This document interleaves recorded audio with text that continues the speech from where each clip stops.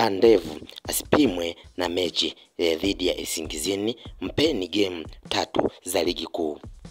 Ni maneno ya JJ Msabaha ambapo ameweza kutoa maoni yake kwa kudai kwamba meneja mpya wa Simba Dimitar Pandevu amekuwa akipokea maua mengi sana baada ya mchezo wake wa kwanza wa kimashindano dhidi ya Isingizini Hotspurs katika michuano ya ligi ya mabingwa barani Afrika, timu hiyo kutokea Eswatini.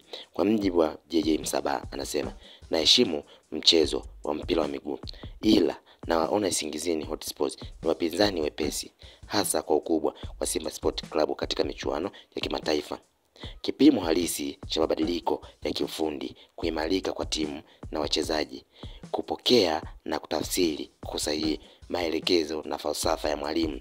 Tunaeleza kukinoa katika michezo mitatu ya kwanza ya meneja Dimitar Pandevu katika ligi kuu ya Tanzania bara, michezo ambayo itamfanya aonekane kweli alichokifanya ni sahihi au kuna kitu bado wachezaji hakipo sawa, kama mbadilisha timu au maelekezo yake yanaenda sawa. Kwa mjibu wa Msabaha, anasema kwamba michezo ambayo inafuata kwenye ligi Simba ambayo atacheza ndio ambayo inaweza kuwa kipimo sahihi kwa kocha kwa meneja Dimitar Pandevu, huku akidai kwamba mchezo kati ya Simba pamoja na TRA United FC ambao Simba atakuwa ugenini, huu mchezo utafanyika Oktoba 30, unaweza kuwa ni kipimo sahihi zaidi kwa Simba kwa kuwa atakuwa ugenini, lakini wachezaji wanaweza kuonekana kwamba wanapokea yale maelekezo ambayo anatoa mwalimu na falsafa zake zinaweza kuwa zinaelezeka kwenye mechi kama hizo. Lakini pia mchezo kati ya Simba na Azam